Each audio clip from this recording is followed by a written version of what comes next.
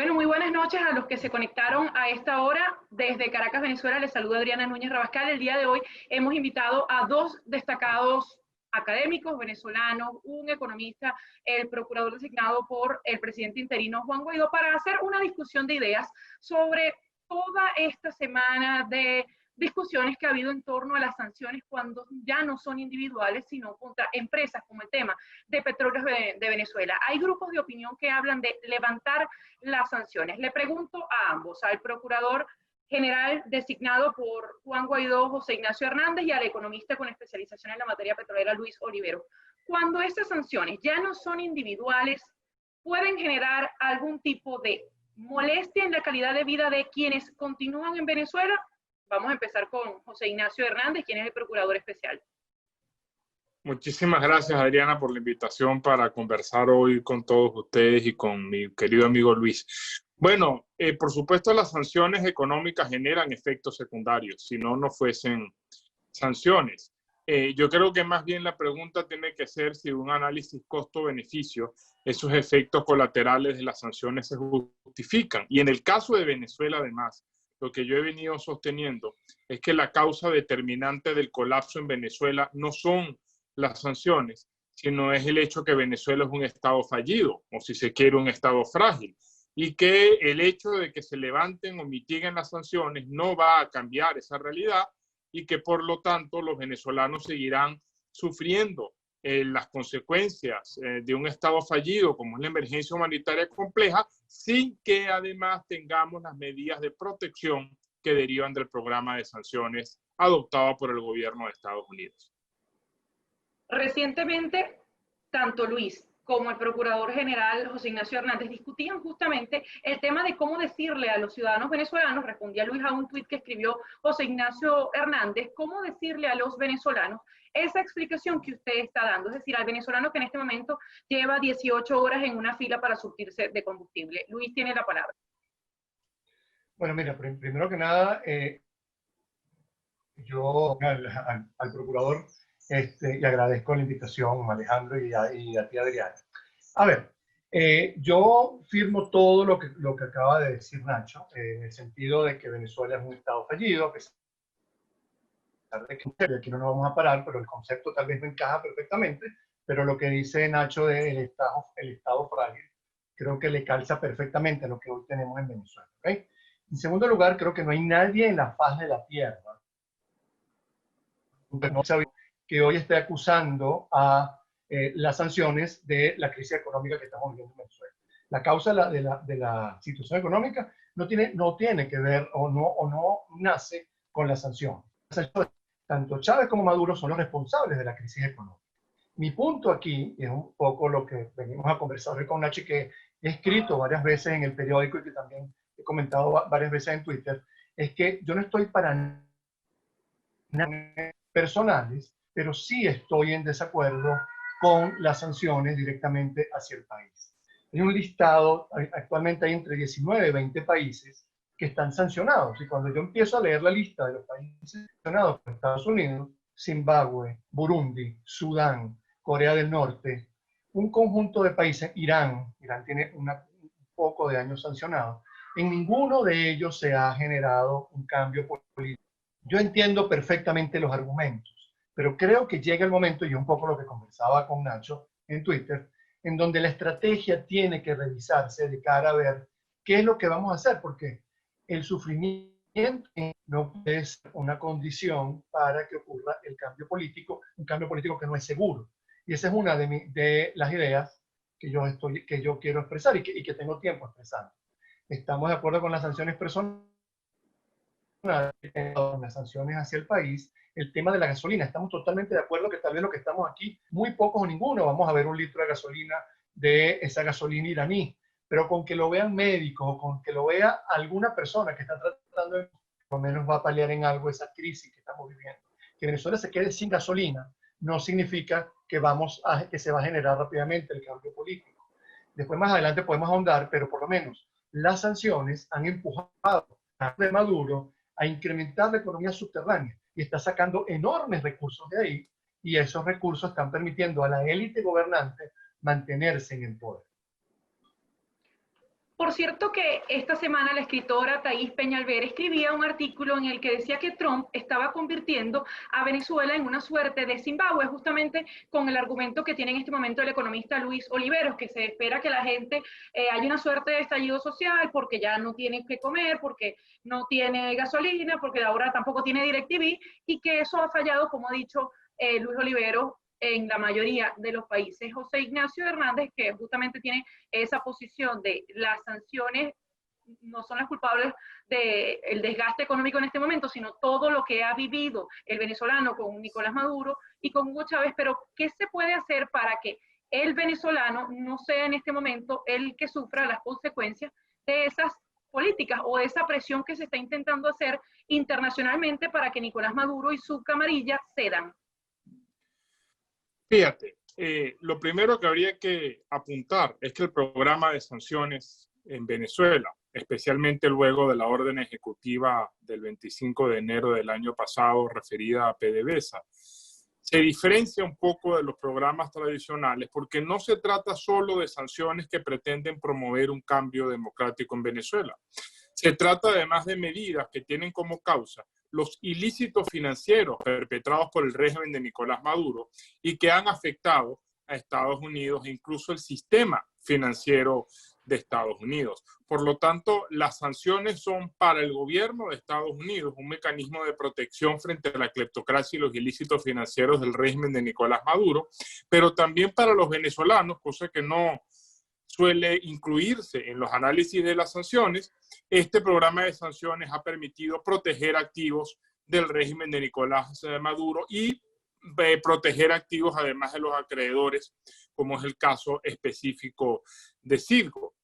De manera tal que el programa de sanciones adoptado por el gobierno de Estados Unidos tiene que verse desde una panorámica un poco mayor.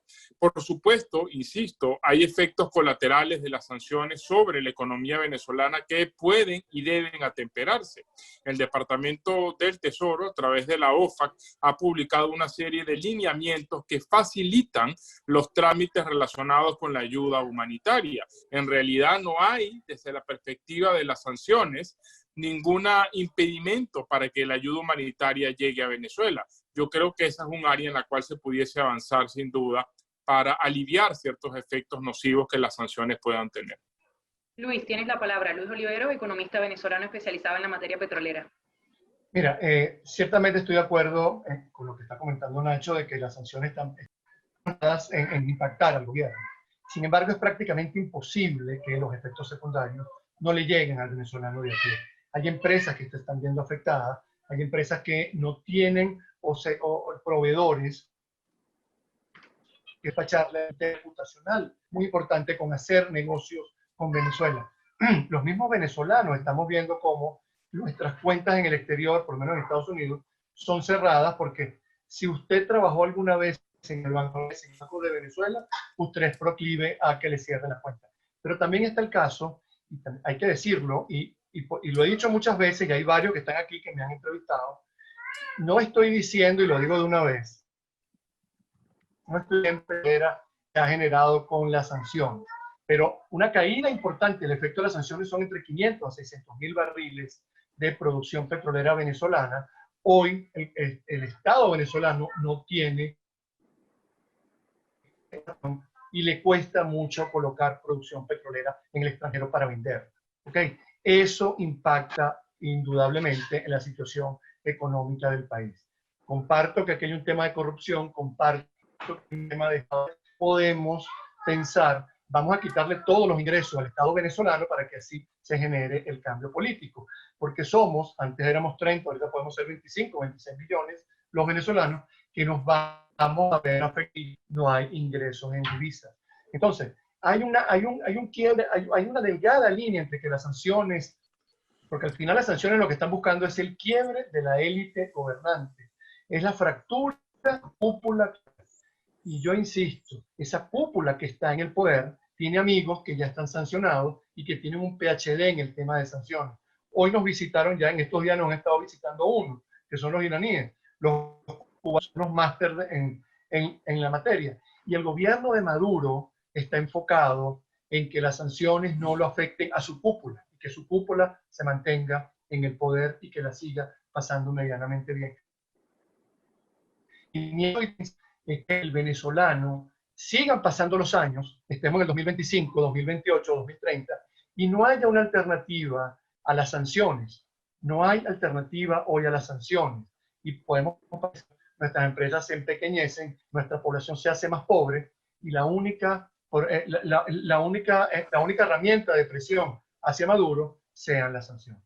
Ahora, Luis, entonces usted estaría de acuerdo con el levantamiento de las sanciones que no son individuales para luego darle paso a la palabra del procurador. No, yo lo que estoy de acuerdo es que primero se mantengan las individuales y empiecen a revisar cuáles son las que están teniendo impacto. Empecemos a hacer, mira, se pueden hacer un conjunto podemos llegar con cualquier organismo multilateral a la venta de petróleo. Por ponerte un ejemplo, Nacho.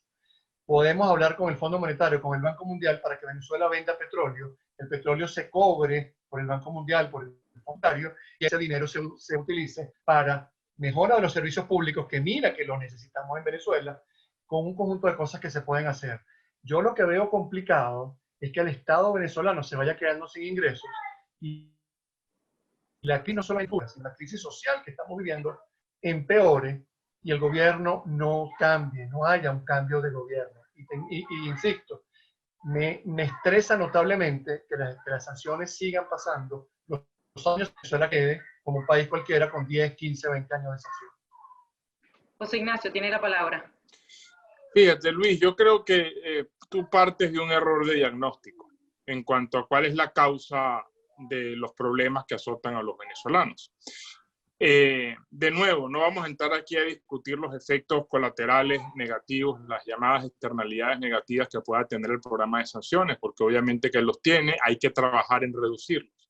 Pero el error de diagnóstico del cual yo creo, Luis, que tú partes, que creo tú no estás solo en esa posición, hay voces muy autorizadas que incurren en lo que yo modestamente creo que es un error de diagnóstico, es considerar que sin sanciones el Estado venezolano pudiese administrar recursos, tendría producción petrolera, recabaría tributos, financiaría obras y bienes públicos, y la realidad apunta a todo lo contrario. Venezuela colapsó antes de las sanciones, el régimen de Nicolás Maduro destruyó la industria petrolera antes de las sanciones, el régimen de Nicolás Maduro utilizó los recursos para violar sistemáticamente derechos humanos. Si no hubiesen las sanciones, el régimen de Nicolás Maduro tendría más recursos para robar, para enriquecerse, para perseguir y para violar derechos humanos. El problema de diagnóstico, el error de diagnóstico que yo estoy señalando de nuevo, es creer que sin sanciones, súbitamente todos los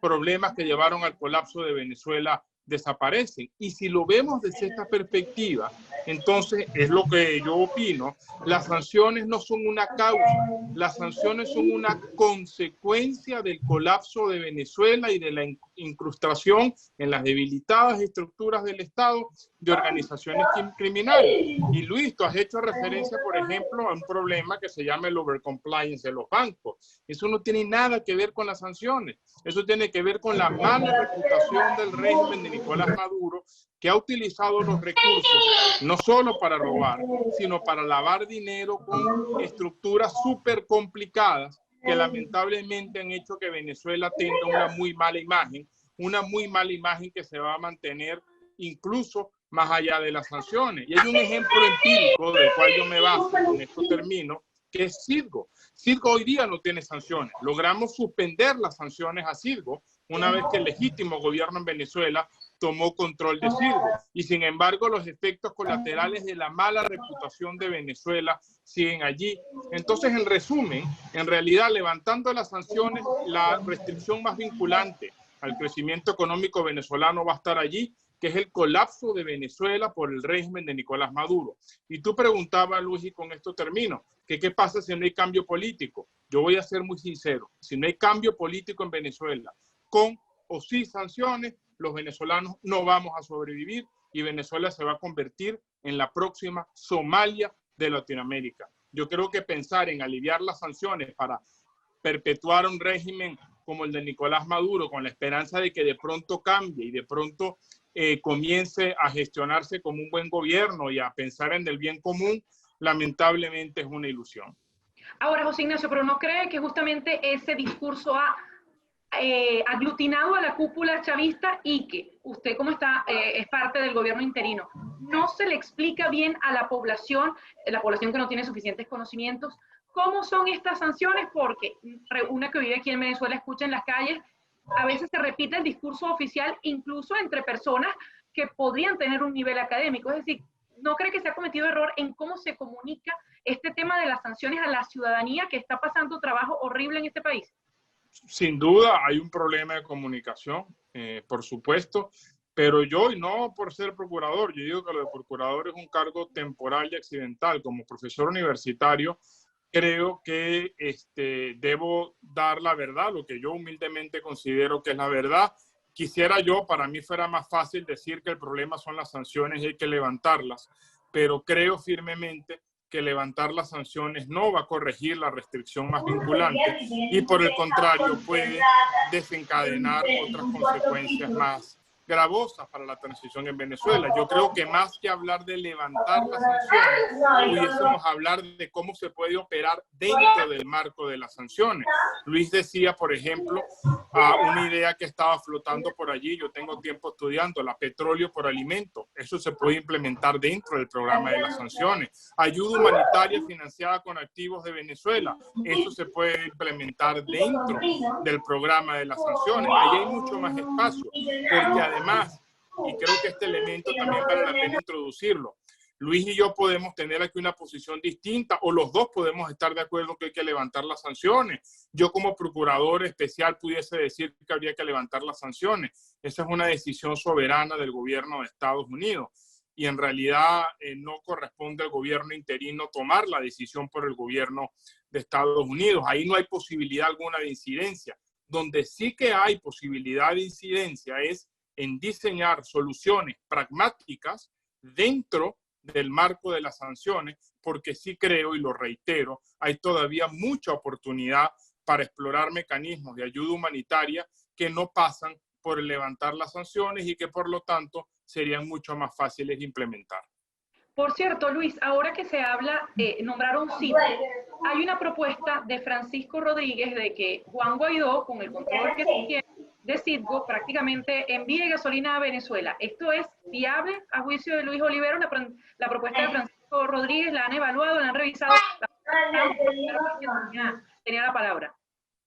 Responderlo sobre mi error a Nacho.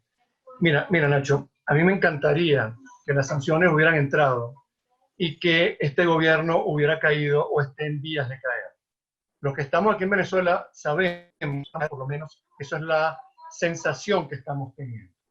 Con las sanciones, ustedes lo que están llevando es a la población a aumentar la pobreza, a aumentar el control social del gobierno sobre la pobreza, sobre la gente. Lo que hace Adriana es una de las preguntas que yo me hago. Primero, ustedes le preguntaron a la gente si querían las sanciones y cuánto tiempo vamos a aguantar los venezolanos aquí adentro, 10, 15 años sancionados. 10, 15 años al cual no va a haber, vamos a pasar muy mal. Yo insisto, Nacho, que yo sé que tú y tu grupo están buscando lo mejor para Venezuela y están trabajando lo mejor que pueden hacer para que Venezuela salga de este desastre. Yo estoy lo tengo estudiando desde hace mucho tiempo, el desastre institucional de Hugo Chávez, el desastre institucional en el que se monta Maduro y luego los efectos de la sanción. Mi gran temor es lo de Francisco, bueno, que hablen con Nacho y que hablen con ellos a ver si se puede. Maduro no va a permitir que venga gasolina desde Citgo y Maduro no va a permitir que haya un programa desde Citgo por alimentos. Porque a Maduro al final le pido por el tema de las sanciones. Ese grupo está feliz con las sanciones porque lograron buscarle el responsable del desastre económico en Venezuela. Hoy las encuestas deben estar diciendo que a la gente tal vez no le gusta,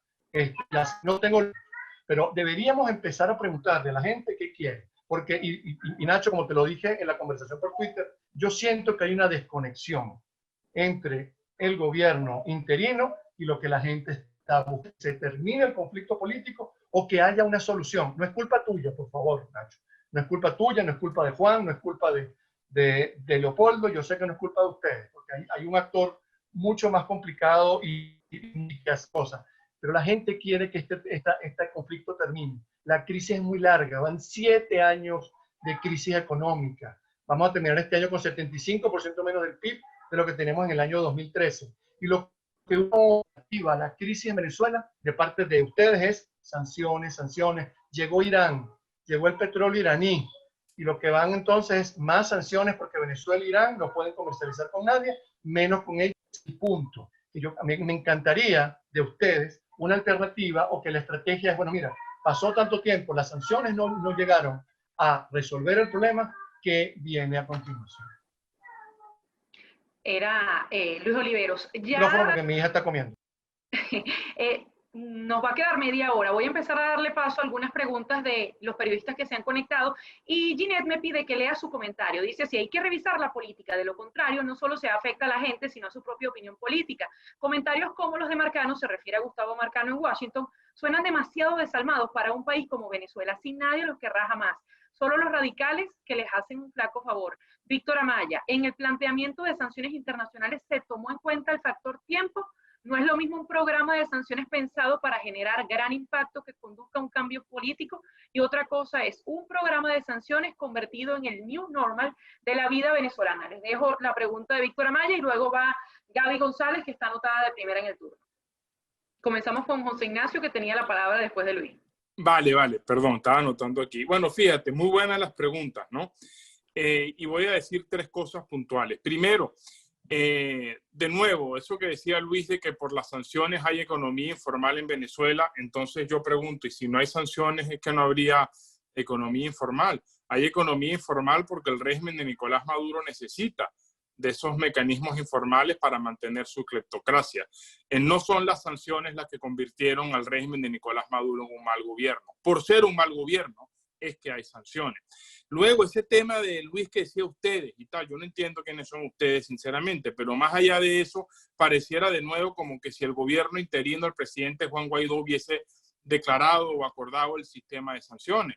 Las sanciones se basan en una ley que se dictó bajo la administración Obama. El presidente Obama fue el primero en imponer sanciones.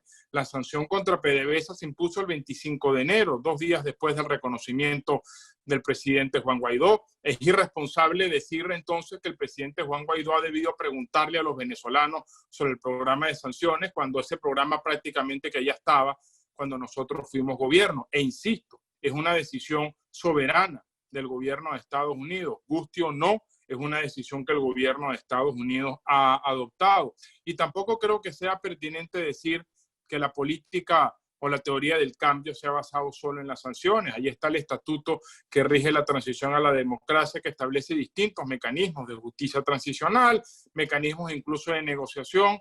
Lamentablemente, yo como venezolano quisiera que otra fuera la realidad, pero la realidad es que el régimen de Nicolás Maduro no ha mostrado ninguna intención a negociar, ninguna intención a ceder, ninguna intención en rectificar.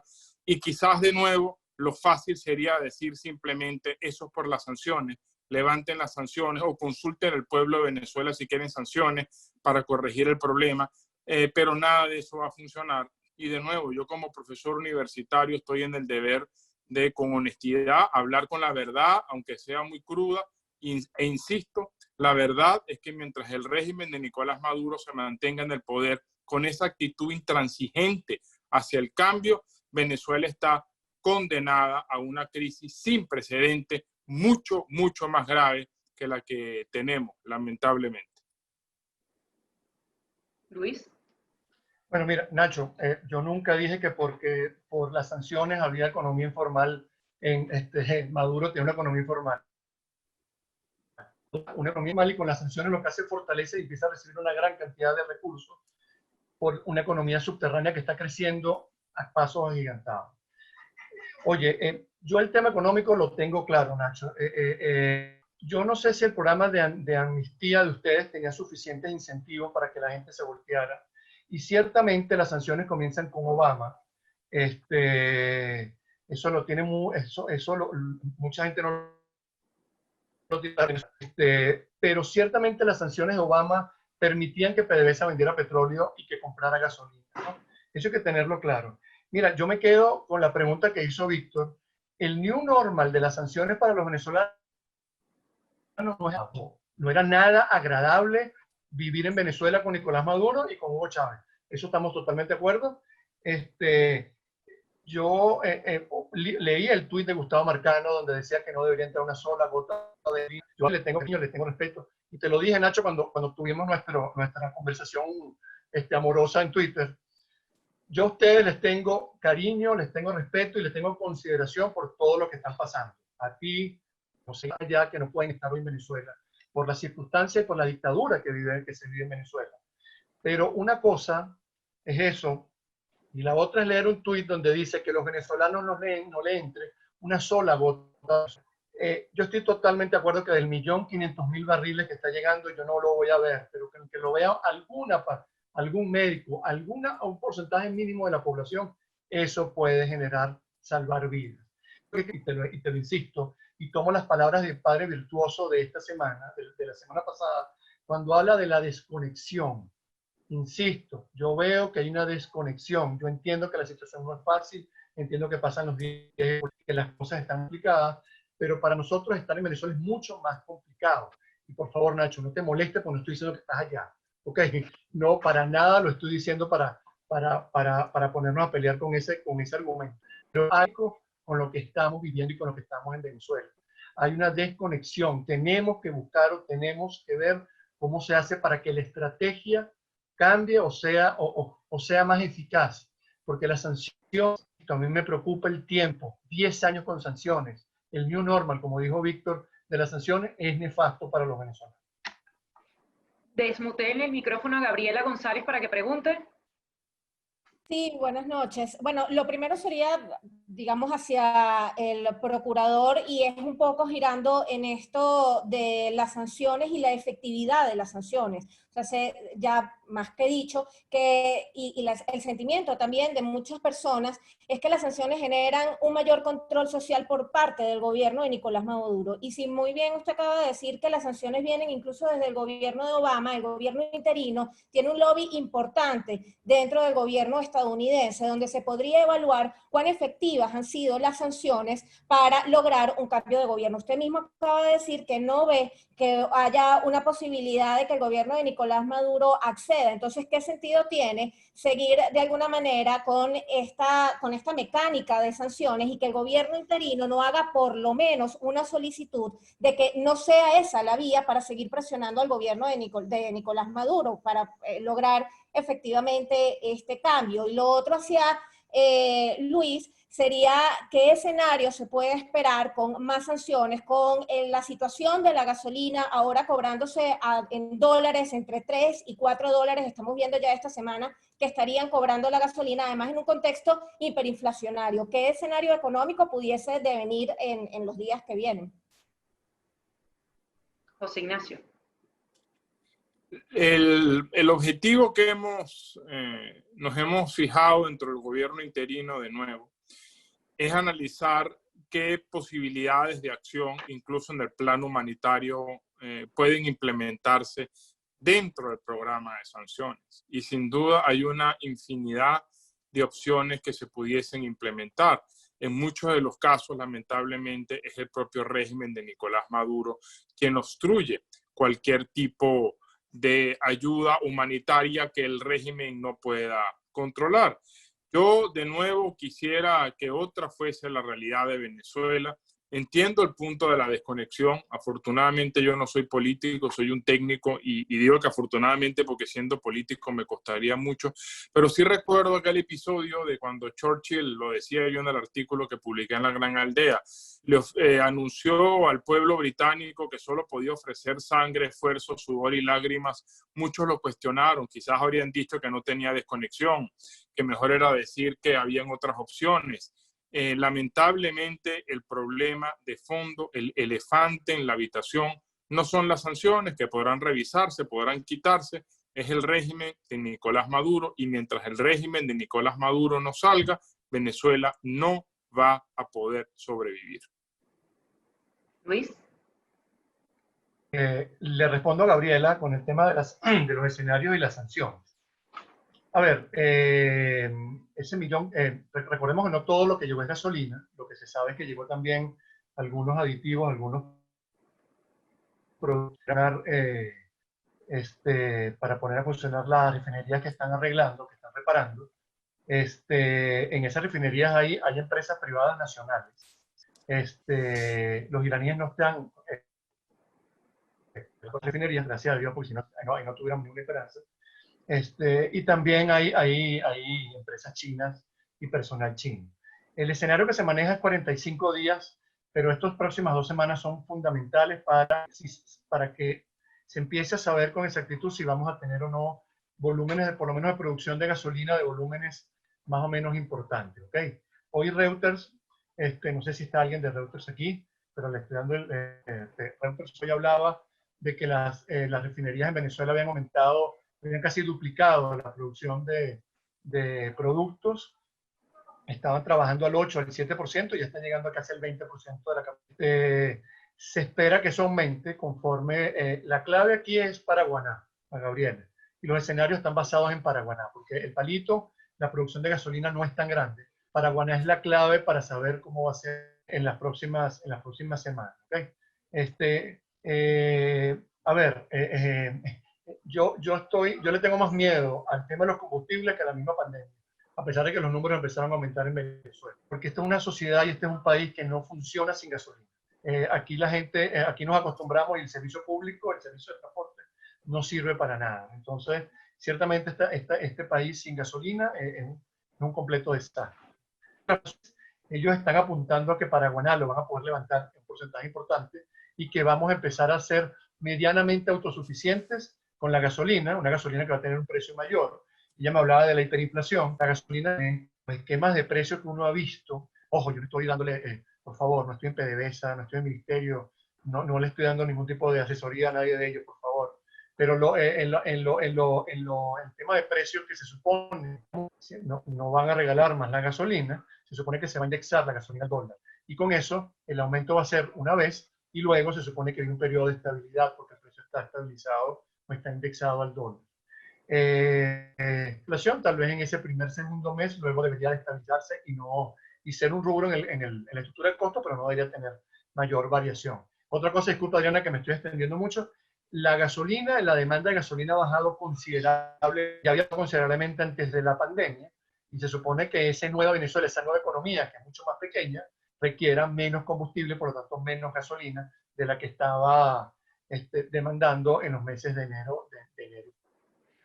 Ahora, Luis, aprovechando que estás hablando de ese tema, ¿la situación de los buques iraníes llegando a Venezuela llegó para quedarse o son solo esos 5? ¿Qué proyecciones tiene usted que han podido investigar? Y después vamos con la pregunta de Oliver Fernández para que le activen el micrófono.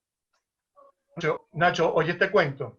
A los iraníes los trajeron para que dieran como un bosquejo o un estudio de cómo estaban las refinerías. Y los iraníes de una vez dijeron, no, las refinerías no van a poder arrancar, yo te vendo la gasolina. O sea, que vienen más buques. No, estos buques, se supone que esto debería aguantar hasta que empecemos a ver a Paraguaná y a la refinería del Palito funcionando más o menos, generando un nivel de gasolina. Paraguaná y el Palito no están trabajando como ellos esperaban y entonces la normalidad en el tema del combustible se va a atrasar. Pero se supone que con esto deberían tener 30, 40 días de la actual oferta de combustible que hay en Venezuela. Bueno, vamos aprovechando para tener más tiempo. Mayela Armas estaba también pendiente, creo que es Mayela Armas. Y después retomamos con Oliver. Hola, buenas noches. Quería hacerle unas consultas a José Ignacio sobre el tema, bueno, si bien evidentemente el debate es el tema de las sanciones, pero bueno, estos son casos que tienen que ver a propósito del tema de las sanciones. Ustedes básicamente han señalado que el tema que en parte del proceso de sanciones está también el tema de protección de los activos de Venezuela. Yo quería una precisión, sobre todo a raíz de lo que ha sucedido en los últimos días con el caso de Cristales, porque hemos visto que, bueno, que la Corte se negó a escuchar, todo vuelve nuevamente al Tribunal de Delaware. O sea, ¿qué riesgos están registrándose con el caso de Cristales? O sea, porque yo entiendo que trabajan en la protección de activos, pero también está un riesgo con ese caso. Quería saber en qué estatus está el tema de Conoco, porque ustedes habían pedido una revisión del monto. ¿Qué va a pasar con el caso de Conoco que ha sucedido ante el CIADI? Hablando del tema de protección de activos. También quería una precisión, porque también se habla de la protección y estamos viendo el caso de Ninas. Hasta los momentos ustedes cómo están viendo y cómo van a manejar el caso de Ninas. O sea, quería más o menos esa precisión. Y recientemente, no sé qué respuestas tendrías a que recientemente ahí mismo en el portal, el presidente del Banco Central, Ricardo Villasmil, dio una entrevista. Y en un comentario dijo que, bueno, que no se podía seguir, que cuestionaba los 20 años de engaños, pero que no se podía salir de esto con más engaños. O sea, no sé qué visión tienes tú ante lo señalado por Ricardo Villasmil. Y gracias. La pregunta es para José Ignacio. Bien, bueno, gracias, Mayela. Comienzo con lo último, con lo que decía el presidente de la Junta ad hoc del Banco Central de Venezuela, Ricardo Villasmil, que yo lo suscribo plenamente. Para variar, digamos la verdad, son 20 años de mentiras, 20 años de engaño, y yo soy partícipe de que tenemos que hablar con la verdad, por más dolorosa que sea. Yo creo que el rol de quienes tenemos algún tipo de participación en este cambio, insisto, yo no soy político, no es tanto ver si yo lo que digo tengo o no conexión con los venezolanos, sino si yo lo que digo responde a lo que creo de buena fe, que es la verdad. El tema de protección de activos, muy rápido, uno de los legados de los regímenes de Chávez y de Maduro, son aproximadamente 60 litigios, incluyendo arbitraje, con reclamaciones de hasta 15.000 millones de dólares, un poco más. Afortunadamente, como resultado de las órdenes ejecutivas dictadas por el gobierno de Estados Unidos y la interpretación de la OFAC del 9 de diciembre del 2019, todas las propiedades de Venezuela en Estados Unidos, incluyendo Citgo, están bloqueadas y no pueden ser objeto ni de embargos ni de ventas forzosas. Sin embargo, esto es una protección simplemente temporal. El verdadero reto que los venezolanos tenemos ante nosotros es cómo implementar un proceso de renegociación de la deuda sin que ellos derive en una ejecución desordenada de activos. De no haber sido por el programa de sanciones, hoy día los venezolanos hubiésemos perdido Citgo, que fue lo que terminó pasando con Ninas. Lamentablemente no se logró allí implementar las medidas necesarias para la toma de control de Ninas, y el resultado fue la pérdida de la participación patrimonial de PDVSA del 50,1% al 15%. Y por último, creo que preguntabas el caso Conoco, que es el caso ante el CIADI, un laudo arbitral de 8.500 millones de dólares. Logramos solicitar la nulidad, suspender la ejecución. El régimen de Nicolás Maduro quería sacarnos del CIADI, logramos vencer el régimen de Nicolás Maduro, y el caso, con bastantes complicaciones, sigue sin embargo su curso, y ahí pudiésemos decir que la decisión de fondo va a ser en un año, año y medio, con lo cual no es, afortunadamente para mí, un tema urgente. O sea, cuando hablas de una protección, y disculpa la interrupción, estamos hablando de que de que me hablas de que hay una protección temporal del caso de Citgo. Es decir, que todavía ustedes tienen que seguir negociando con el gobierno de Estados Unidos para una orden ejecutiva. No, digo temporal porque la medida de protección es contingente a las órdenes ejecutivas que establecen el programa de sanciones. No es una orden ejecutiva estilo con la de Irak, que eventualmente se podrá dictar. A eso es que me refiero, que es temporal, pero no tiene un límite de tiempo. Alguien decía por allí que esto era cada 3 meses. La protección de activos de Citgo se va a mantener mientras se mantenga el programa de sanciones, y eso está contingente, o eso es contingente, perdón, a la transición en Venezuela.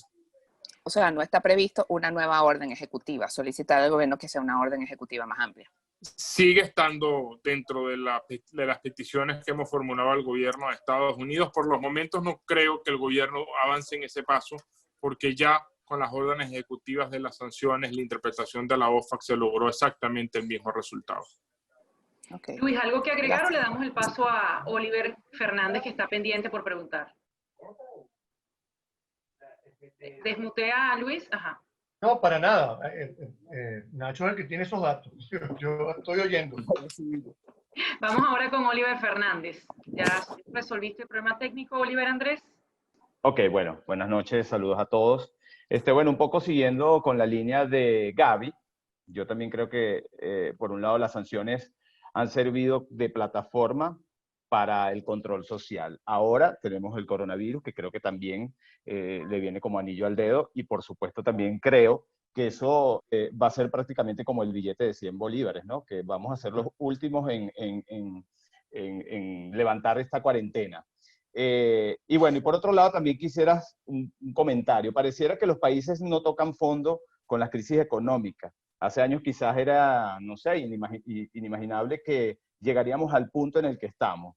Ustedes como economistas, ¿nos pudieran citar algún ejemplo, algún país en el que se haya dado una transición hacia la democracia producto de la debacle económica? O sea, lo digo porque nosotros quizás estamos naciendo en cuanto a sanciones y bloqueo se refiere. Hay tantos países en esa condición, ahí está Irán, por supuesto, y bueno, y todavía no, ni siquiera se piensa en una transición. ¿Hay algún ejemplo de país que tenga, que pudiéramos citar en este momento? Y también, por otro lado, esos fondos que se han dicho que están protegidos por parte del gobierno interino, bueno, ¿cómo se están administrando? ¿De qué manera esos fondos pudieran llegar de verdad a la población? ¿O esos fondos están congelados hasta que, bueno, no sé, hasta que en algún momento pues hay una transición? Desde la Contraloría Interina, ¿cuál es el trabajo que se está haciendo además de proteger los fondos? Creo que la primera, la de las economías, podría ir con Luis, y la de los fondos con José Ignacio. Empezamos por Luis, que la pregunta fue la primera. Chévere, no, y mi respuesta es rápida, Oliver. Por lo menos en la región, y que uno recuerde, no crisis económicas hayan generado regreso a la democracia o una transición a la democracia, no, para nada. El caso por lo menos de Perú, donde endereza un poco la economía, espero que nadie nos vayamos a pelear por eso, pero luego viene el salto a la democracia completo, pero ya la economía peruana estaba creciendo y le estaba yendo bien. Fernando Enrique Cardoso era ministro, ya no era una dictadura, ya estaba en democracia y salen de la crisis económica en democracia. Chile también no estaba de la dictadura y en democracia. Entonces, no, es al contrario. Las crisis económicas no te generan transición a la democracia. Al contrario, los dictadores, el régimen autoritario se hace más fuerte, o se hace más dictatorial, o se hace más violador de los derechos humanos de cara a lo que es la crisis económica. Donde mucha gente que no sabía lo que estaba pasando en Zimbabue cuando se fue el presidente, cuando se fue Mugabe, mucha gente pensaba, bueno, es que el que está sustituyendo a Mugabe es un tipo bueno. No, era el Diosdado Cabello de Mugabe. Con eso les estoy diciendo todo. Entonces, Zimbabue es candidato en los próximos meses o el año que viene a volver a caer en hiperinflación. Entonces, no hay posibilidades, o no hay, por lo menos en lo que es la región, casos en cual la crisis económica tiene una transición y luego una vuelta a la democracia. Profesor Hernández, miren que ya nos quedan solo 10 minutos. Rápidamente, ahí hubo una suerte de imaginario popular de que habían millardos de dólares en cuentas que el presidente Guaidó controlaba. Ya hubiera querido yo que esa fuera la realidad. En verdad, lo dicho ya, lo ha anunciado el gobierno interino, solo hay control de cerca de 340 millones de dólares depositados en el Banco de la Reserva Federal de Nueva York. En Europa hay diversas cuentas que están siendo objeto de investigaciones por lavado de dinero, por corrupción, por ilícito financiero. Créanme, yo tenía o creía tener una idea de la dimensión del lío legal de Venezuela con manejo de activos y deuda, y en estos 15 meses de procurador me di cuenta que es que no tenía la más absoluta idea y de que el desastre de Maduro era mucho mayor al esperado y va a tardar algún tiempo en desenredar esta situación de las cuentas. Es una mala noticia, ya quisiera yo que otra fuera la realidad, pero de nuevo los fondos disponibles al día de hoy son tan solo 340 millones de dólares. Tiene la palabra Andrés Rojas. No sé si Andrés nos escucha porque creo que no podía escribir. Activen el micrófono a Andrés. Y luego viene el expresidente de Ecoindustria, Juan Pablo Olalquiaga. Nos quedan pocos minutos, así que sean precisos. Hola, hola Adriana. José Ignacio, bueno, la semana pasada conversamos sobre el tema de Nina, pero sí quería puntualizar algo, digamos, a medida que han pasado estos días, porque, digamos, no me queda claro por qué la OFAC decide autorizar esa cesión o esa venta o esa reestructuración del 35%, y se pierden esos activos. Es decir, no veo manera, es decir, por lo que he indagado sobre el tema, que eso se pueda recuperar, y no sé por qué con Citgo sí se logró una protección y con Ninas no. Yo sé que te lo había preguntado la semana pasada, pero quisiera insistir sobre todo porque hay unos elementos que no me quedan claros. Y la segunda pregunta que te tengo es, en varias oportunidades has dicho que mientras esté Juan Guaidó está protegido Citgo.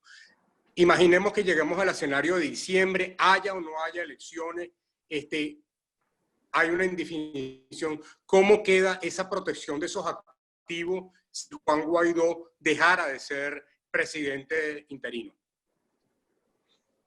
Bien, comienzo por lo segundo. No importa quién sea el presidente interino, siempre y cuando se trate de un gobierno reconocido por el gobierno de Estados Unidos y se mantenga las órdenes ejecutivas, existirá la protección sobre Citgo.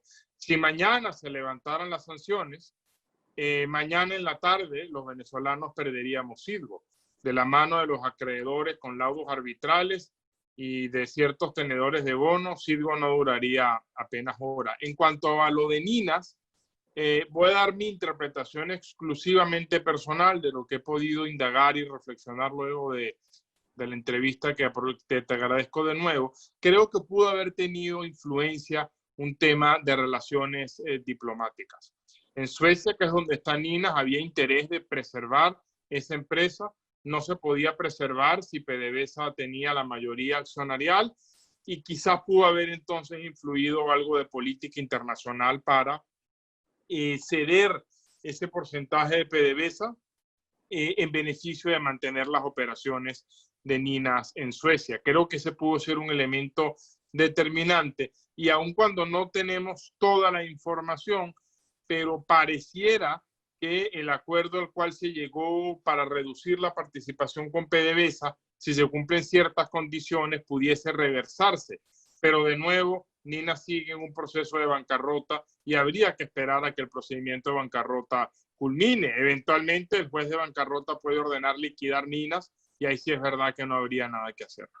Rapidito, ¿tú dirías que es un poco se pierde Ninas por esa ambigüedad de la Unión Europea, que por un lado, es decir, a diferencia de Estados Unidos, es verdad que reconoce a Guaidó, pero uno ve que no han impuesto sanciones, digamos, similares a las de Estados Unidos, y siguen reconociendo en buena medida a los embajadores que designó Maduro?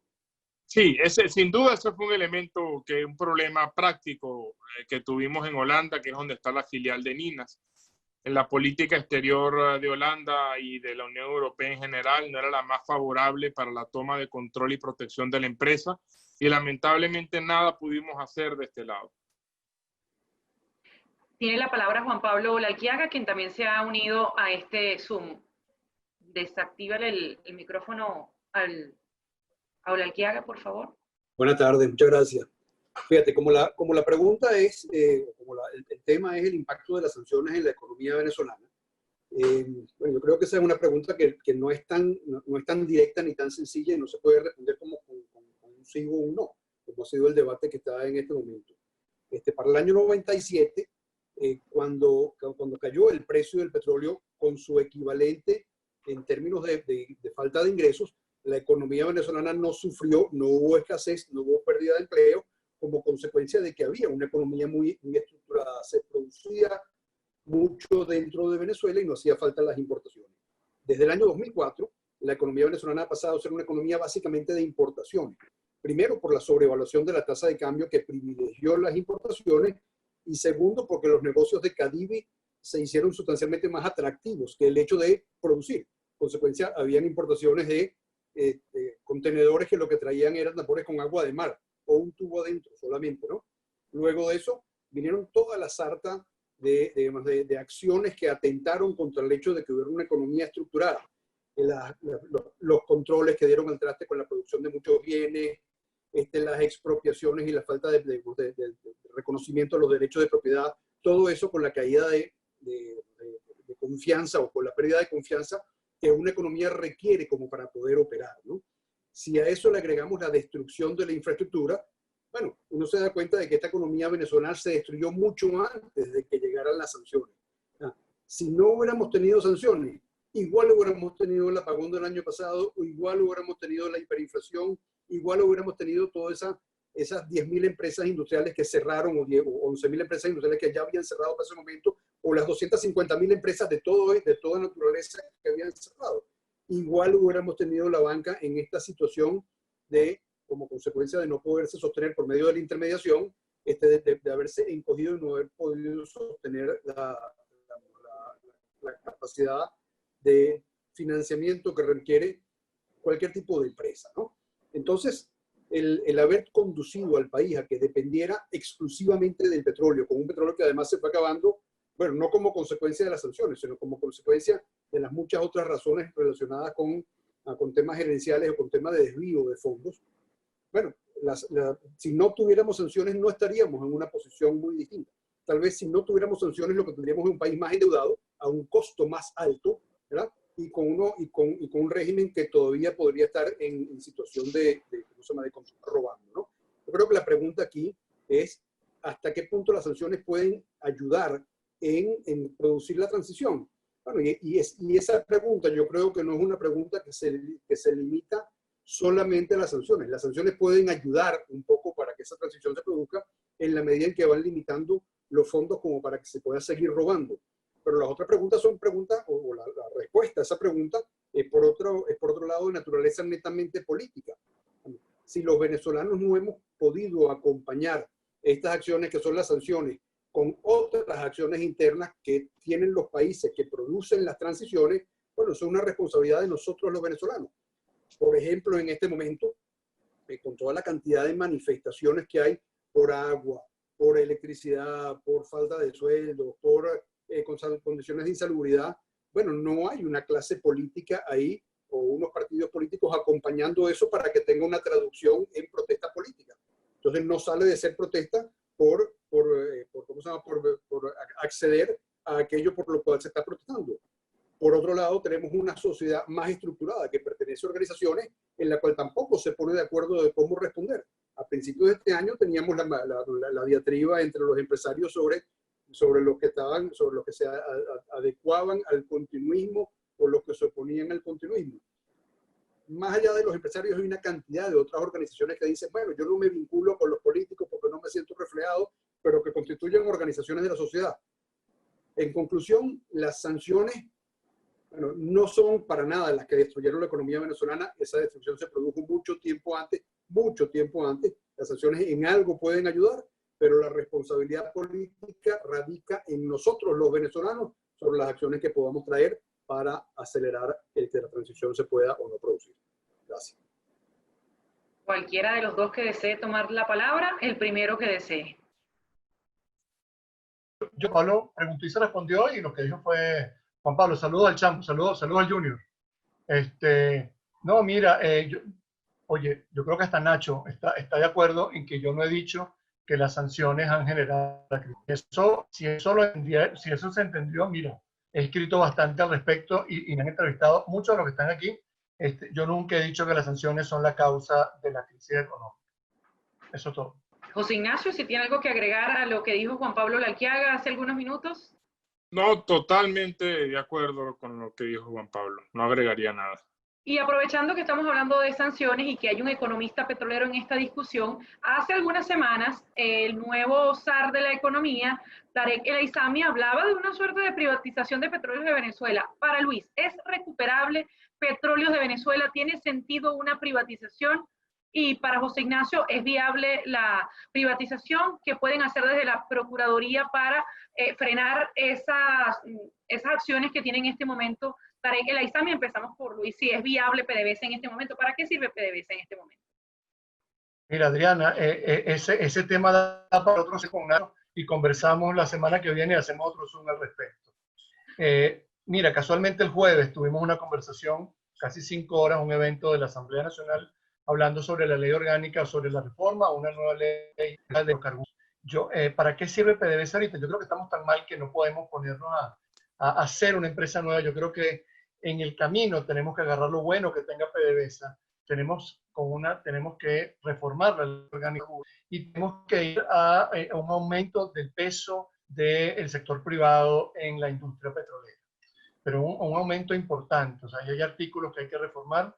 Esa discusión estuvo bien interesante, creo que de los que están, Andrés estuvo, pero ciertamente, wow, te digo, Adriana, no sé si el tiempo nos da, ese es un tema bien interesante. Yo no estoy de acuerdo con privatizar hoy PDVSA, te digo rápidamente porque no es que yo sea un tipo estatista para nada, no creo que sea el momento óptimo para privatizar PDVSA, el PDVSA no, vale muy poco. En segundo lugar, no con el chavismo, pero con un eventual nuevo gobierno sí se podría privatizar PDVSA. Pero yo creo que antes de ir a esa discusión, tienes consenso político para establecer esa discusión, o sea, tendrías la mayoría política y el consenso político y la madurez política como para dar esa discusión sin que nadie se te moleste, incluyendo el sector militar, en un gobierno y este nuevo gobierno quiere privatizar PDVSA. Yo creo que con esta PDVSA y con una reforma de la ley y aumentando el peso del sector privado, tú puedes hacer muchas cosas. Aparte, con un precio de petróleo de $30, situación petrolera que tenemos actualmente,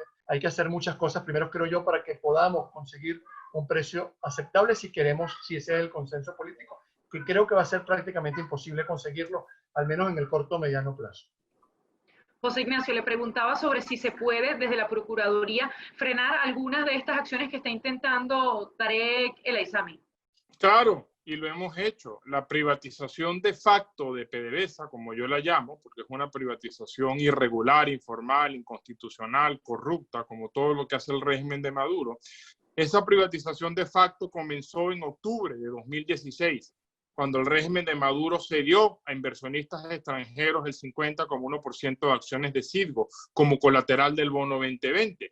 Nosotros demandamos la nulidad del bono 2020 siguiendo los lineamientos y mandatos de la Asamblea Nacional, y ese creo que es un caso muy importante porque va a servir de precedente. Luego, poco después de que Maduro cediera el 50,1% de Citgo, se dio el capital remanente en un contrato con Rosneft. Ya la Asamblea Nacional declaró la inconstitucionalidad de esa garantía y estamos estudiando las acciones legales. Por supuesto que desde la Procuraduría y en lo que corresponde al ámbito internacional vamos a frenar estos intentos de despojo de los activos petroleros que está intentando hacer el régimen de Nicolás Maduro.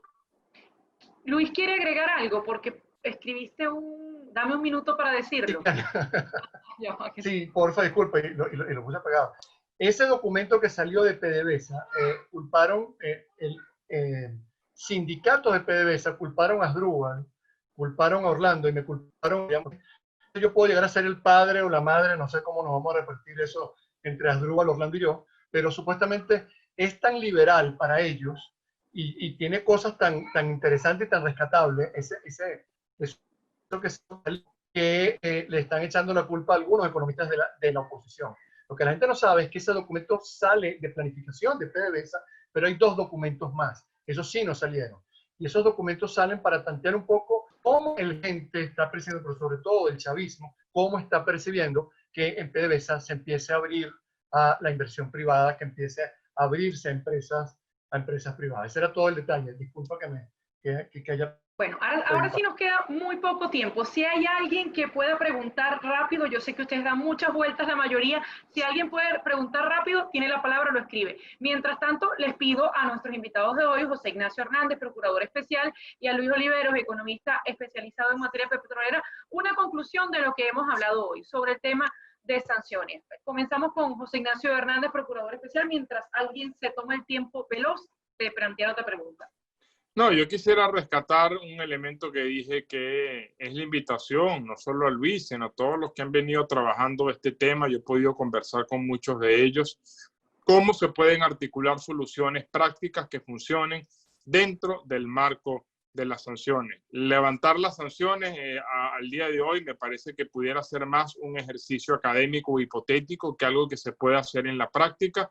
Mucho más útil, me parece, es diseñar soluciones que puedan implementarse dentro del marco de las órdenes ejecutivas dictadas por el gobierno de Estados Unidos, y yo siempre estaré más que dispuesto a echarle coco a eso. Luis. No, mira, primero que nada agradecerles a ustedes, agradecerles José Ignacio y un poco limar las veces que hubo con los tweets. De verdad que yo considero a Nacho, lo considero un pana, porque entre otras cosas, cuando hicimos el libro de la industria petrolera, a la primera persona que pensé para que escribiera sobre el tema legal fue a él. El respeto que tengo a él, no solamente como persona, sino como profesional, y al respeto que le tengo a su papá, que es una eminencia, no solamente como economista, sino como persona. Su papá es un gentleman, y también con el tema de la deuda externa, que su papá maneja muy bien, y que espero que vamos a hacer, el cual estoy confeccionando y el cual pueda invitar a tu papá a que escriba en el libro. Y mire, con el tema, yo insisto, estos son temas que hay que conversar, que hay que debatir, que hay que analizar, y me preocupa, y le insisto a el tema del tiempo, el tema de hasta cuándo vamos a tener sanciones si no ocurre el cambio político, y me preocupa que sigan pasando los años y la estrategia siga siendo la misma, sanciones y sanciones contra Venezuela.